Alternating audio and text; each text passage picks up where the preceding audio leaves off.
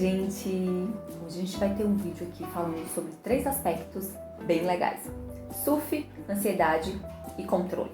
Esses 3 aspectos eu vou trazer algumas percepções. Então, da ansiedade eu vou falar sobre base científica, pensando na ansiedade, e também uma estratégia que acontece muito, que as pessoas fazem muito, que tem esses padrões de ansiedade, que é o controle, uma perspectiva de falso controle, de querer controlar as situações.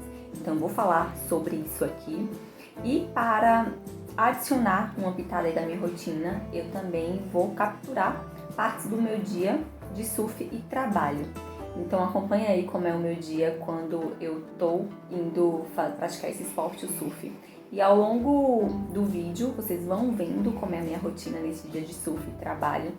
E depois eu volto para falar sobre essa perspectiva da ansiedade e controle, olhando um pouquinho como isso se manifesta no surf e como o surf pode ser uma ferramenta para ajudar.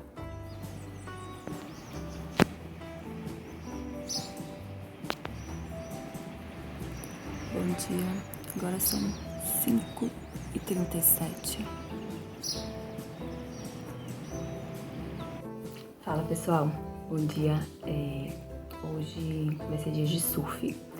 Eu acordei já há um tempo, então geralmente eu acordo entre as 5 e 5h30, acordei 5h15 hoje e hoje eu vou surfar. Então, como é um dia quando eu vou surfar? Geralmente esse horário que eu acordo, independente de surfar, de fazer musculação ou academia, mas um dia de surf e trabalho, né? Então o surf vai ser o meu esporte do dia, minha prática física do dia.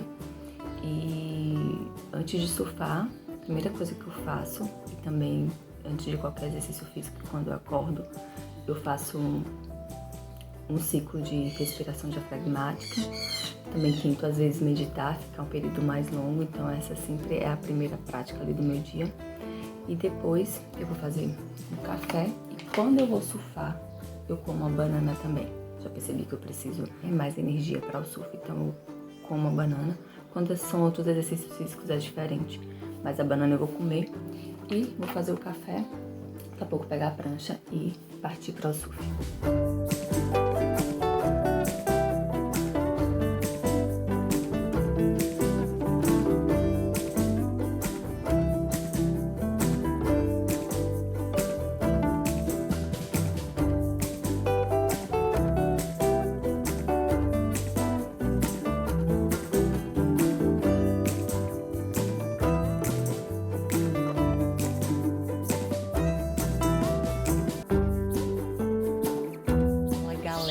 Chegando do surf, então agora são 8h30, eu vou fazer algumas obrigações ali de surfista, lavar a prancha, lavar pé de pato, tirar todo o sal.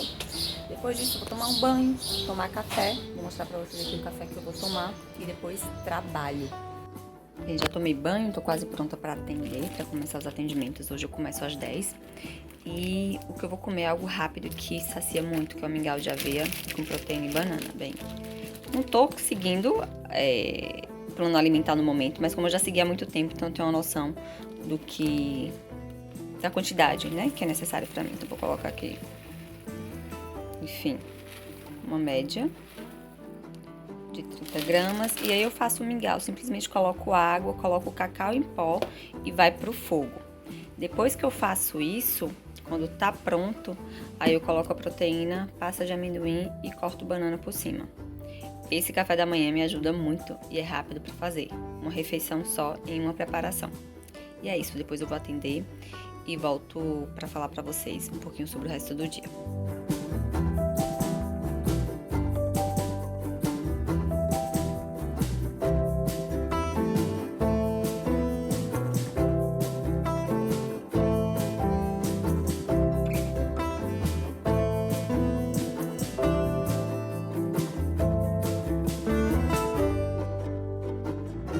Bem, agora oficialmente eu vou começar o trabalho, são exatamente 10 para as 10. Eu tenho o primeiro paciente às 10 horas e meu horário da manhã hoje vai até às 13 horas, então tenho 3 pacientes agora pela manhã, 10, 11 e 12 horas. Vocês viram que meu dia começa cedinho, com as outras atividades, né, da minha rotina. Então, acordei cedo. Hoje o exercício físico / esporte foi surf, então acordei por volta de 5h15. O surf começou às 6h30, mas eu gosto de acordar antes para dar tempo de fazer algumas práticas da minha rotina matinal, que é respiração, meditação. Para o surf eu tomo um cafezinho e como uma banana também, então tem que dar o tempo, né, de fazer tudo isso um pouco antes do esporte. Fui surfar, voltei, tomei meu banho e aí fiz a minha refeição, uma refeição maior, né? Foi um mingau de aveia com proteína, banana, canela, pasta de amendoim. Isso eu consigo segurar bem até 1h da tarde, que é o tempo que eu vou estar terminando os atendimentos da manhã, para depois almoçar. Então é isso, gente. Vou começar a trabalhar e mais tarde volto e continuo nesse dia aqui de surf e trabalho.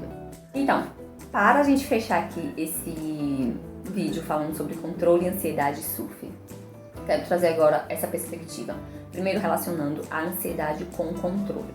O que é que isso, né, tem a ver? Na verdade, tem tudo a ver. Pessoas que têm padrões ansiosos, que são padrões que as pessoas tentam, né, na verdade, imaginar como é que as coisas vão acontecer, não querer me surpreender, antecipar, pensar em 1000 possibilidades para um determinado desfecho.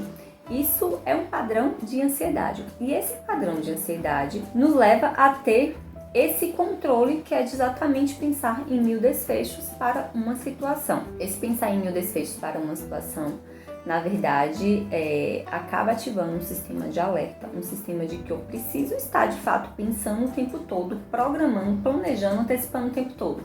Esse sistema de alerta, gente, exige um funcionamento do nosso cérebro. O funcionamento do nosso cérebro gasta energia. Quando eu tô falando de energia, eu tô falando de gasto calórico. Quando a gente come algo, né, tem uma caloria que é ingerida pra gente conseguir sobreviver, pra gente conseguir fazer as coisas e ter esse gasto energético.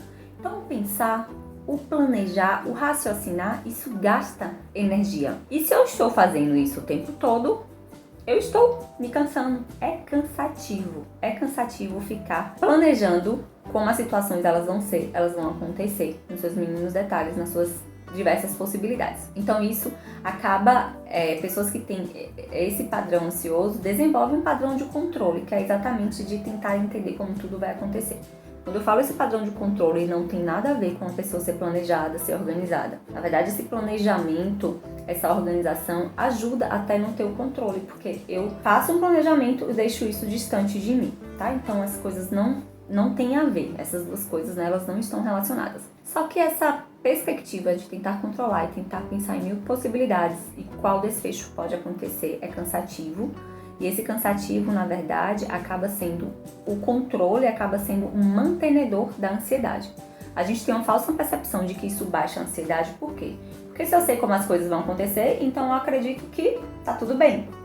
Só que isso não baixa a ansiedade, porque isso faz com que eu fique ativa por mais tempo. Ou seja, a longo prazo, a minha ansiedade, ela vai existir, né? O meu nível de ansiedade, ele vai existir a longo prazo. E aí, quando a gente vai pra vida, as coisas podem acontecer de acordo com as 1000 possibilidades que eu pensei, ou pode ser que aconteça de acordo com 1001 possibilidades que eu não pensei. E aí esse acontecimento de algo que não estava planejado causa uma frustração muito grande de uma pessoa que tenta controlar o tempo todo. Essa frustração muito grande, muitas vezes, ela é uma situação tão estressora que se eu experimento isso muitas vezes na minha vida, eu posso abrir aí um quadro de depressão. Porque se tudo que eu planejo, se tudo que eu controlo não acontece da forma como eu planejei, poxa, eu me frustro o tempo todo. Então, se eu me frustro o tempo todo, eu vou deixando de ter prazer de fazer as coisas. E aí eu começo com um dos sintomas centrais da ansiedade, que é a anedonia. Da ansiedade não, desculpa, gente. Um dos sintomas centrais da depressão, que é a anedonia, que é a falta de prazer. Por isso que a gente fala que os espectros de ansiedade e depressão, eles se conversam, eles são comorbidades, né? São transtornos que são muito comórbidos. Mas, deixando um pouquinho essa parte da depressão de lado e voltando para a ansiedade, o que é que a gente precisa pensar?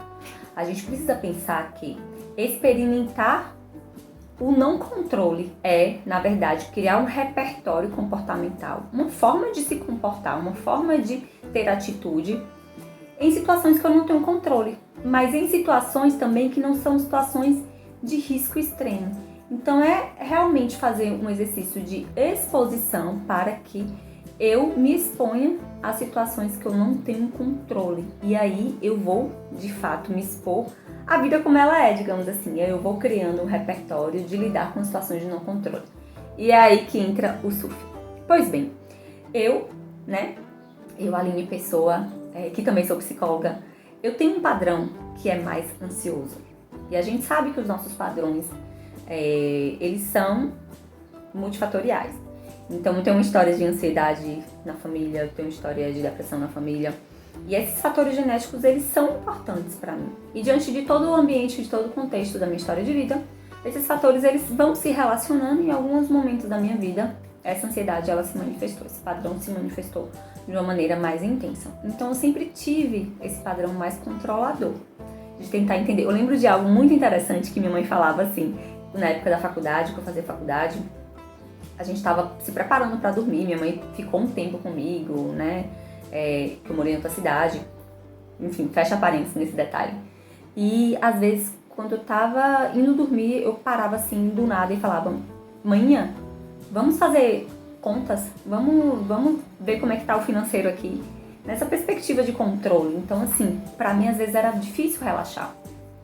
Voltando para o surf, o surf veio exatamente para eu, utilizando esse conhecimento de saber que se eu me expor em situações que eu tenho menos controle, eu vou criando um repertório para o não ter controle.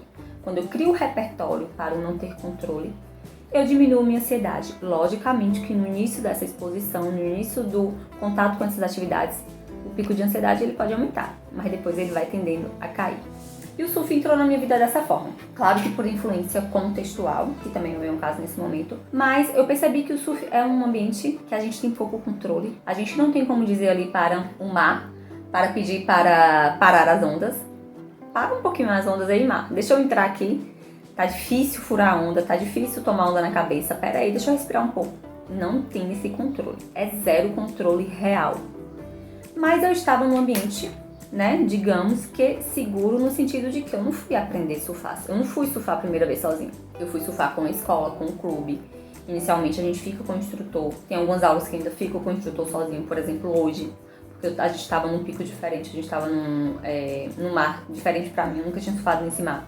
Bora comigo. Vai. Rema. Tô com você. Bora, vai. Uhul! Vai, tô aqui.